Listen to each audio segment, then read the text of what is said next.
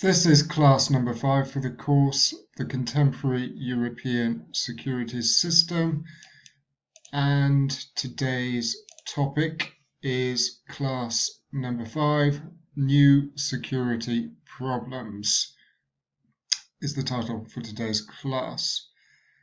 And it sort of follows on from what we discussed previously. Our previous class, we looked at how the concept of security has been defined and redefined over the years. If you recall, we began by discussing traditional approaches towards security, which essentially emphasize the importance of the military dimension of security. And I suppose this is sort of associated quite strongly with a realist theoretical view of international relations.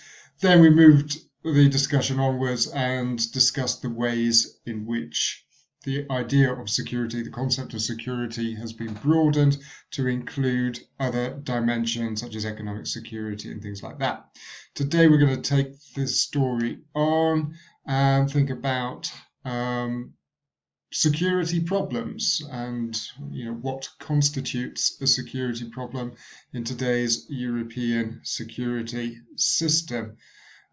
This is a particularly good moment, given what is happening in the world, to I think consider this topic. Before we go there, I momentarily forgot, but there are 8 questions. I think these are 8 questions which are linked to the main text. I won't read them all through now, but this is chapter 2 from Cotty's book. As I've said before, it was published a few years ago, so I think it's a good book, and the areas that he discusses are still relevant, but obviously things have moved on in the 10 years or so since the book was published. So we need to perhaps update 1 or 2 things. So the first section of the chapter, for example, as I say, I think the book was published around 2008, around that time anyway. And the first section, he discusses, how does he describe the contemporary international disorder? Obviously, things have moved on a little bit since that chapter was published. So we need to consider that. Some of the international divisions that he describes, but the various security problems, things like new wars, the proliferation of weapons of mass destruction, these are all still topics very much. Which are very much relevant for today. Okay. So today's topic is particularly appropriate given current events, and there's a couple of articles that I found. I will send the links to you. The links are obviously on the PowerPoint, which I've also made available. Headline here, this is from Politico, Coronavirus rattles America's national security priesthood. Priesthood here priesthood does not literally mean priesthood in this particular context, but it basically means, it's talking about America's national security experts, subheading there, pandemic specialists, long languished in an obscure corner of US foreign policy establishment, no longer. Picture there of Ben Rhodes, a former senior advisor to President Barack Obama, who actually does have a podcast on American, which talks about foreign policy, including American foreign policy. Somebody there says, Ben Rhodes said that all too often Americans in positions of power have viewed global health as more of a charity or development issue confined to underdeveloped regions of the world. Interestingly, though, the Obama administration did establish a pandemic unit on America's National Security Council. And certainly, the outbreak of Ebola a few years ago was treated as a sort of national security issue by the United States. When President Trump came to office, actually it was a little while after he came to office, but his previous national security advisor decided to shut this unit down a year or two ago, arguing that pandemics, disease, this was not a national security issue, which does not look, from the perspective of the spring of 2020, to have been a particularly foresighted decision. Similarly, another similar headline, but again, it makes the point that infectious disease, unsurprisingly now, is viewed as a national security problem. Coronavirus has changed the future of national security forever. Here's how, and I actually sent you the text which accompanied this article. It's worth reading. Again, I think Stephen Blank, the author of this article, he too is a sort of national security specialist, has some hands-on experience in government, and he makes some interesting points regarding the way that the spread of coronavirus is in many ways, it's certainly going to sort of help redefine, will force people to redefine how they view security and what counts as a security problem. So Cotty's text talks about the new, I think the title is the new global security agenda, and he suggests 4 or 5 different areas where security is being redefined or broadened to include new issues. We've got a list here. First, he begins with new wars, then proliferation of weapons of mass destruction, the so-called new terrorism, soft security issues, and then he closes the chapter with a quick discussion on, or relatively brief discussion on, American hegemony. And these are all issues which we need to consider. Let's begin. Well, first section of the book, he talks about the way the international system sort of changed in the post-Cold War period.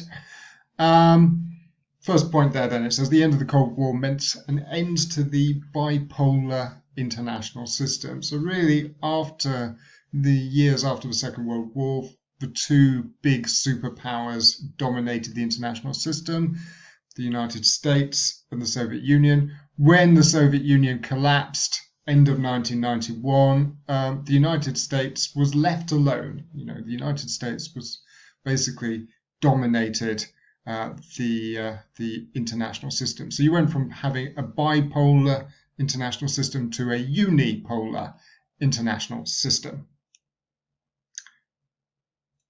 What this system actually looked like, though, generated some sort of discussion.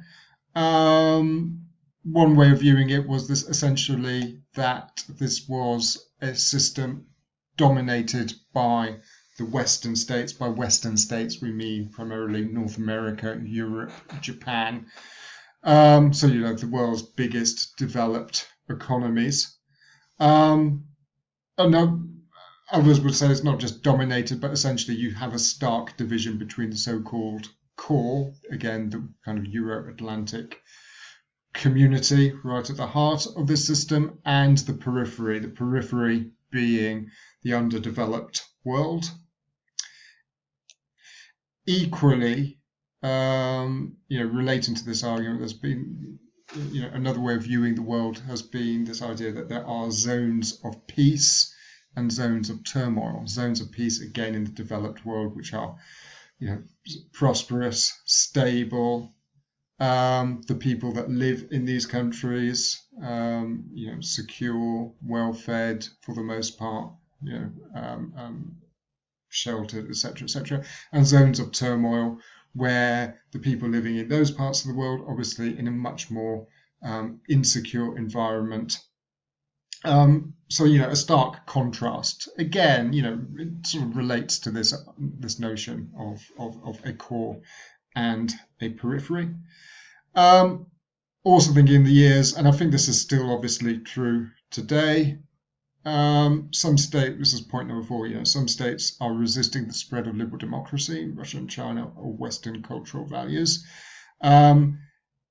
If anything, I think this has become more pronounced, in the last 10 or 15 years. Certainly China has become increasingly powerful, more militarized, more willing to assert itself, and certainly is trying to position itself as an alternative model to Western liberal democracy. Russia playing a similar sort of role as well. Russia also of an economically much, Russian economy much smaller than China's. Nonetheless, under Vladimir Putin, again, Russia trying to sort of pose as an alternative to Western values, and also increasingly assertive. We'll come back to might come back to that shortly. Other parts of the world challenging Western cultural values. Well, primarily we're talking about the Islamic world, which again, we'll talk about this in a bit more detail in a moment. In Asia, especially China, also challenging the West's dominant economic position. Again, that has become sort of more pronounced. By some measures, the Chinese economy is already bigger than that of the United States, if you measure it in terms of purchasing power parities. So it's clearly, the sort of the position of economic dominance that the United States enjoyed during the Cold War, that has been significantly eroded in the last 20 years. And we're now reaching the point where China is close to surpassing the United States in that particular area. Okay, going back to this idea of thinking about global security issues. One issue is obviously military conflict, as we mentioned before when we talk about traditional definitions of military security. Traditional definitions of security tend to emphasize the importance of the military dimension. What I think has changed, and certainly Coty makes this argument, is that in some ways the risk of great power war has actually declined quite significantly since the end of the Cold War. Now, it's not impossible to envisage conflict breaking out between China and the United States over something like Taiwan, or indeed perhaps some sort of military clash between Russia and a member of NATO. We've seen that risk, if anything, has become more pronounced since Russia's annexation of Crimea and its involvement in eastern Ukraine since 2014. So it's not completely inconceivable that you could witness some sort of clash between two or more major powers. Nonetheless, if you look at the pattern of conflict in the years since the end of the Cold War, what is striking is that there have been very few, or relatively few anyway, interstate wars. Instead, it's been argued what we've seen is the emergence of what are sometimes referred to as new wars. So different, like a different type of war. New wars have several quite important dimensions to them. First and foremost, they are usually conflicts within states. So we're talking about the internal, as I said, as a quotation I think I've taken from Coty's book. I forgot to put the page number with it, but anyway, but he just describes them as internal conflicts within states, but with significant regional and international dimensions. So we're talking things like civil wars or insurgencies within states.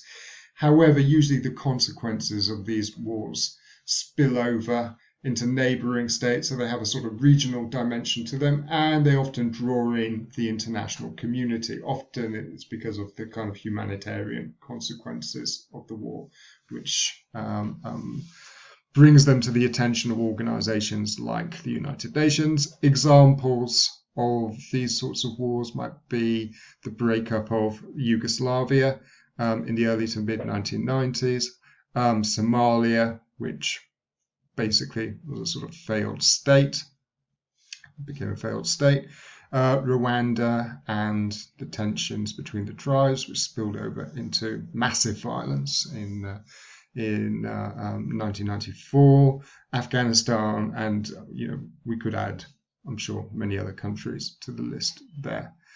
What is notable, and again Cotti emphasizes this fact, is that since the Second World War, there actually, in some ways, the violence has actually declined, and I have a little graph here on the next slide with a link to where I took this from.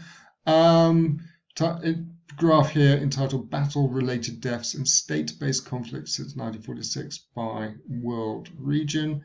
And as we can see here, the general trend over the last 60, 70 years has been quite a marked decline. So fewer and fewer battle deaths as a result of military conflict. It hasn't been a consistent decline. There's several peaks and troughs here, but generally speaking, fewer people are dying as a result of military conflict. Directly, let's say, from military conflict than in previous periods in history.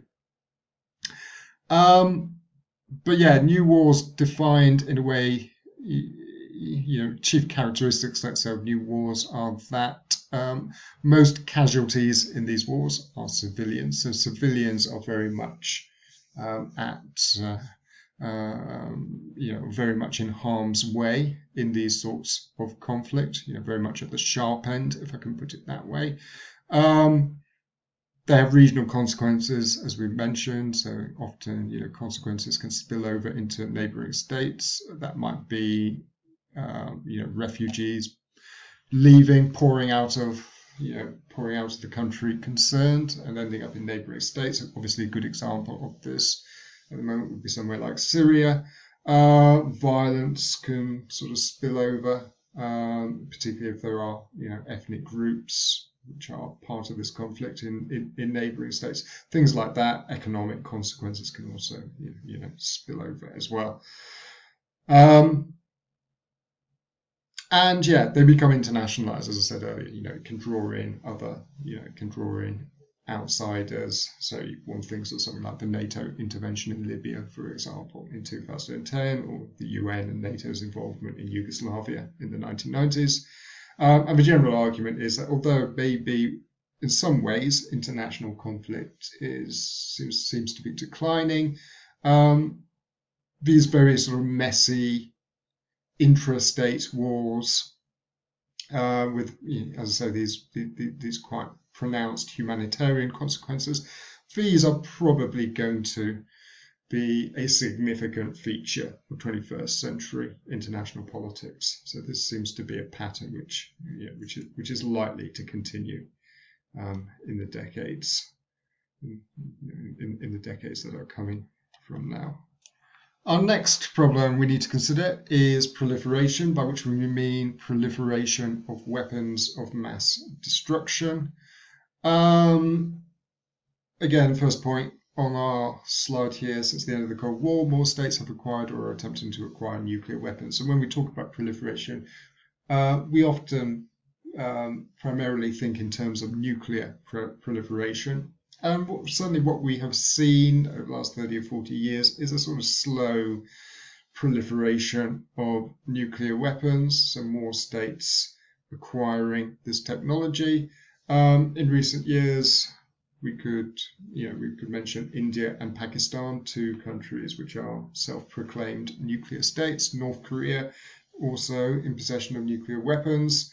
Iran has a nuclear program. The Obama administration managed to negotiate a deal in which Iran forswore developing nuclear weapons in return for sanctions relief, but since the Trump administration came into office, they withdrew from that deal, and it seems that Iran is again devoting resources to its nuclear program. But as far as we know, is not yet in possession of a usable nuclear device. Obviously, it's not just states that would like to get their hands on nuclear weapons, but terrorist organizations. We know for a fact that Al-Qaeda have certainly investigated or looked into trying to get hold of nuclear weapons for themselves. And we will get onto terrorism in a moment, but what is clear from Al-Qaeda is that given their propensity or their willingness to inflict mass casualties, it's far from inconceivable that they would want to use a nuclear device if they manage to get their hands on it.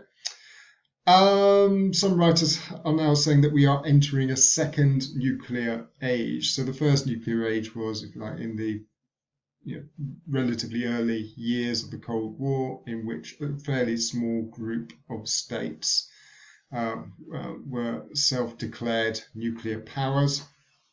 So obviously the two superpowers, and then Britain, France, and China, also members of the international club. We are now, as I say, witnessing a slow proliferation. So more and more states are likely to acquire some form of nuclear capability. One of the reasons why, though, that the proliferation to date has been reasonably slow is, of course, it's not easy to produce a nuclear weapon. It does require a lot of scientific knowledge, but also a significant industrial and engineering capacity. So it takes a long time and an awful lot of resources to produce a usable nuclear weapon. And that's probably one of the reasons why proliferation to date has still been relatively slow. Other weapons of mass destruction, however, are rather easier to produce. Chemical weapons, for example, so this is obviously an area that is an increasing cause of concern. President Assad in Syria has used chemical weapons. In the civil war there, it's far from inconceivable that other authoritarian leaders, despots, could also use them in the future.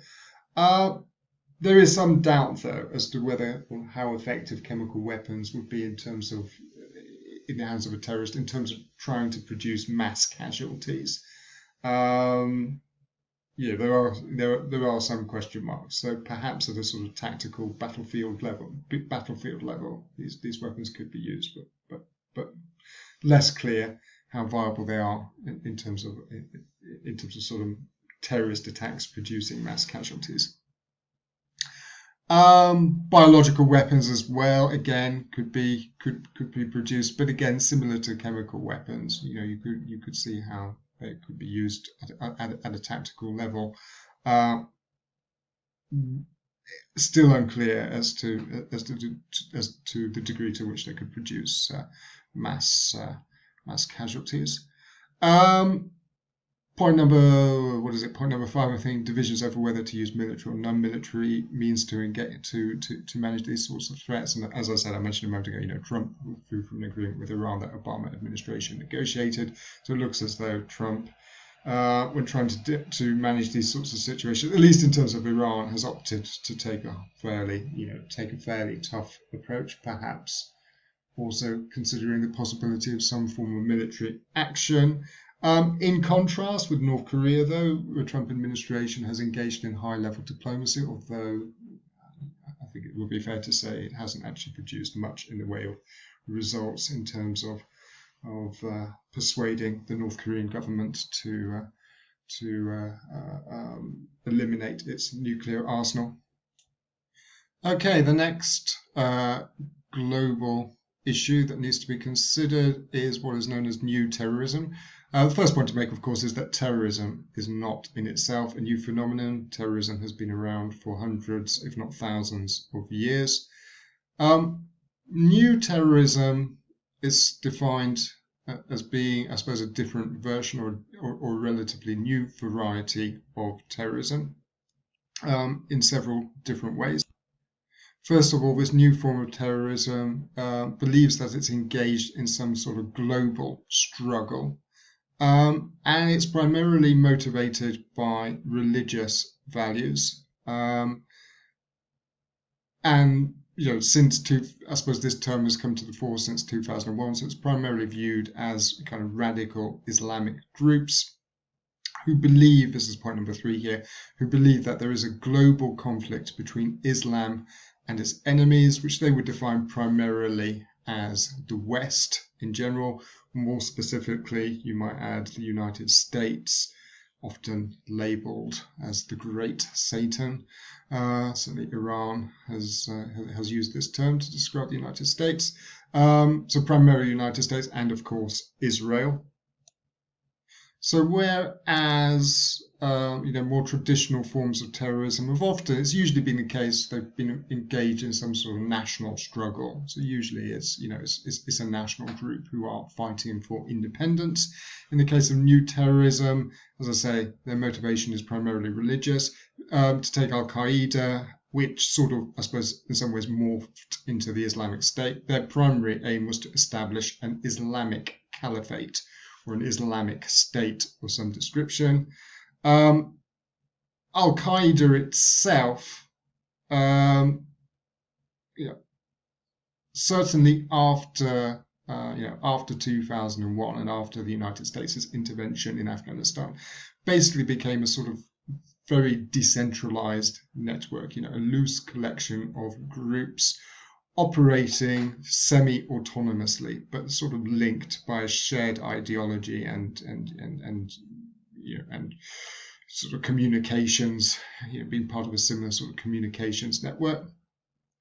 And in terms of their practice, it's been noted. First of all, new terrorism, I suppose, is one of its most notable features is its willingness to engage in extreme violence. Obviously, the 9/11 attacks are the most sort of extreme version of this, with almost 3,000 people being killed in the space of a few hours on that day. As a consequence to these attacks, the United States then declared a global war on terror. The month following the 9/11 attacks, the United States intervened in Afghanistan, which has now become America's longest war. So the fact is, 20 years later, almost 20 years later, the United States still has soldiers on the ground in Afghanistan. President Trump is looking for ways of kind of withdrawing from Afghanistan and trying to find some sort of settlement with the political leadership in Afghanistan, as well as groups like the Taliban. And essentially, the American response since 9/11 has been to engage in these sort of overseas military interventions, which have been sort of termed, these sort of endless wars now. And also efforts to strengthen homeland security inside the United States. This too has been quite controversial, with critics arguing that things like the Patriot Act have basically weakened Americans' civil liberties and things like that. The war on terror, which has been, as I say, America's response. Well, not just America's response, but Europe's response as well in some ways to the 9/11 attacks. That has been in some areas pretty controversial. And then there are a group of issues, a subset of issues, if you like, which can be described as soft security issues. And these are issues which are essentially non-military in nature, but which can be viewed as being part of the security agenda. And this is this idea that it's not just military threats which undermine our security, but you can think of a whole range of problems that we are confronted today, which individually or in combination could severely undermine our health and well-being. So some people say that national security should really be reconceptualized as human security. And Coty outlines several different dimensions which we could which we should consider. One of which is economic security. That is, society should be able to provide a minimum level of well-being for their citizens. Again, this is an issue which we are very much confronting at the moment. The coronavirus, obviously, having being a massive health problem, which a pandemic, which means that it's spreading right across the world, but it's also having some pretty devastating economic consequences as well. And there are plenty of commentators who are worried that shutting societies down for long periods in an effort to contain this virus could have some pretty devastating economic consequences. And you are debating whether our efforts to contain this virus could actually result in more harm in the long term. Environmental security, this idea that environmental degradation also impacts upon our lives, on our health, on our well-being, potentially could also be sort of destructive to our property, to our homes, things like that. We can think of all kinds of examples, severe levels of pollution, which is something that we're all quite familiar with in Poland. But climate change is also, there are plenty of people who argue that climate change is increasingly should be regarded as a security problem. In some ways, it's a sort of multifaceted problem. You can think of various ways in which climate change could endanger our lives. Sea level rises leading to flooding. Some countries, somewhere like Bangladesh, for example, could simply just disappear as a result of sea level rises. But you can also think about unpredictable weather patterns and things like that also having harmful consequences. Hurricanes hitting the eastern seaboard of the United States, for example. Drought impacting upon various countries, crops failing, population movements, which is another aspect we'll come on to now, but it's increasingly argued that one of the driving forces behind mass movements of human population at the moment is, this is a consequence, one of the consequences for this could be climate change. Other issues we can also consider in this regard. Energy security. A modern economy requires energy, which basically means some means of generating electricity. There are various ways that you can do that, but most countries are very heavily dependent upon fossil fuels, which have to come from somewhere. The major suppliers, obviously Russia, the Middle East. That essentially can become a problem because obviously if these supplies are cut off, that can have potentially quite devastating consequences for the economy and also for people's lives, especially in winter. Obviously, energy security is something that the Polish government is particularly concerned about for obvious reasons. As I mentioned a moment ago, mass population movements. So Europe still is, in many ways, is still facing a kind of migration crisis. People coming out of the Middle East, North Africa, wanting to move into Europe. Again, there could be various reasons for that. It could be as a result of conflict, war, economic distress, crop failure,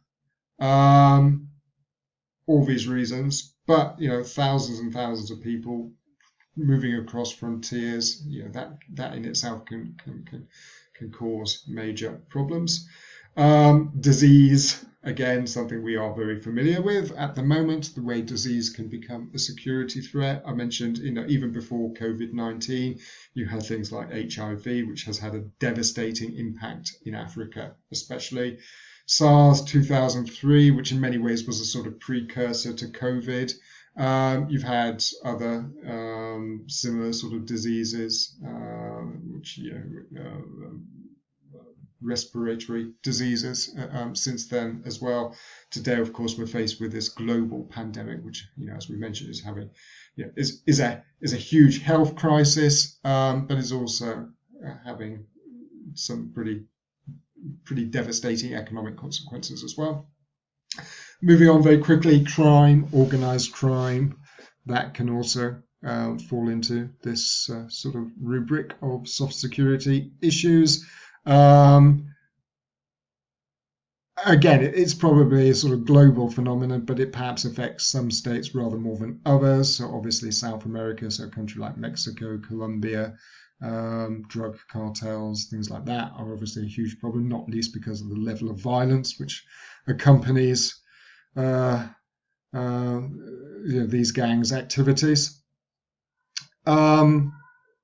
The next point, critical infrastructure protection. This idea that there is vital infrastructure in our economies and our societies which need to be protected, but which are potentially quite vulnerable to cyber attacks and other forms of attack. You get these sort of nightmare scenarios of water supplies being poisoned, particularly in huge cities and things like that, which again, the consequences potentially could be extremely devastating. These are all, people, these aren't in and of themselves kind of, military problems, but nonetheless, you could imagine what we are currently living through it. We can imagine how these sorts of problems can massively disrupt our lives, our economic systems, and therefore, you could argue that these should be viewed as security problems. On the other hand, some critics argue that if you broaden security to define these things, there are dangers that could be associated with that. Not least, there's a danger that governments might respond to these challenges in a confrontational way, or respond using kind of their military resources, military forces. An example of that might be the so-called war against drugs, which the United States has been pursuing for a long time now.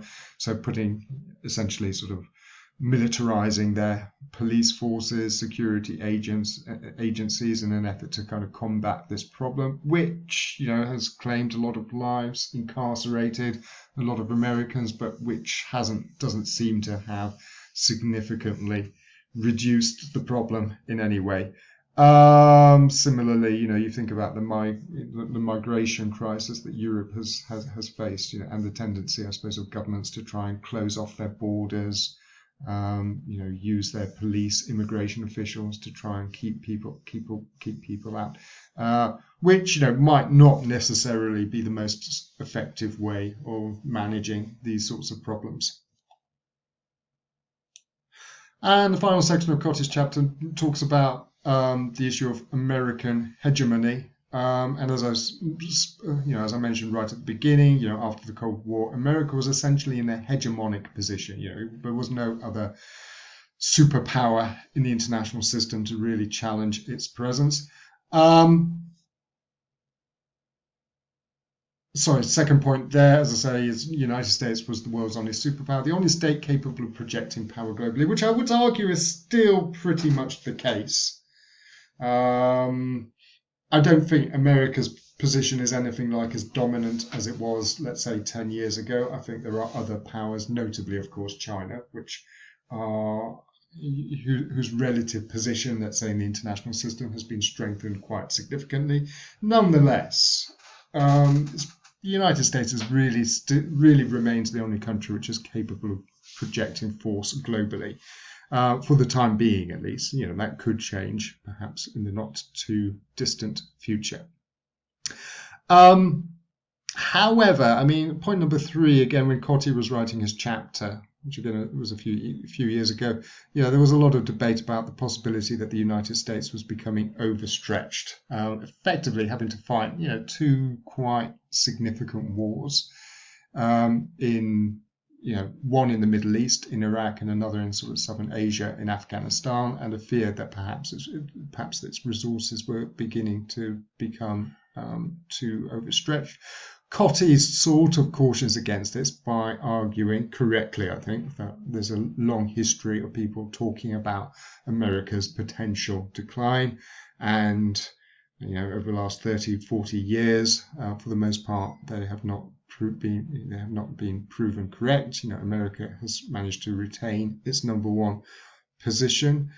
On the other hand, I think there are serious reasons today for thinking that perhaps America's position is starting to slip. Notably, as we mentioned, China itself is becoming an increasingly strong military power. So the gap between the United States and the rest is nothing like as big as it perhaps was 10, 15 years ago. America still spends hundreds of billions of dollars on defense. Well, it's important to note, a lot of that money goes on administration, salaries, things like that. So you sometimes, the figures which are bounded out can be quite misleading. What is clear, I think, is that America's preeminent position in some areas of the world is now being quite significantly weakened or eroded. Notably the Pacific. The Pacific for the last 60, 70 years has basically been a sort of American lake. The US Navy has basically had unfettered access right the way across the Pacific. No other power, whether it was China, Japan, whoever, was seriously capable of challenging the US naval presence. That's basically coming to an end now. China is starting to build up its own blue water navy. And moreover, it's beginning to develop the sorts of weapons which would make it increasingly risky for the United States Navy to venture into, let's say, somewhere like the South China Sea. So this idea that that the United States can simply, move its ships around at will in the Pacific, that period I think is coming to an end, which does actually have quite significant implications for somewhere like Taiwan. Excuse me, Taiwan has basically been an American protectorate for the last 60 or 70 years, and has been very dependent on America's ability to deter a Chinese attack. If current trends persist, perhaps the United States will no longer be in a position to guarantee Taiwanese security in the way that it has done in the past. So as I say, I think we are perhaps witnessing the sunset, if I can put it that way, of American hegemony. I think America is showing significant signs that its number one position is beginning to erode. Notably in the economic sphere, but as I say, I think the Chinese are beginning to catch up in the military sphere. The other thing I would add to that, is that America has also relied very, very heavily on its technological lead. In relation to other states. The fact that America has extraordinarily sophisticated military technology, which few other states can actually replicate. Again, that too is beginning to change quite significantly. The Chinese also, Chinese research and development is also now beginning to kind of crank out very, very sophisticated weaponry. So as I say, I think we might be seeing the beginning of the end, if you like, when it comes to American hegemony. And that's, that is a major shift, major change in international politics, which could have some really, really significant consequences in the years ahead. Okay, that will more or less conclude what I'm going to talk about today in this lesson. Thank you.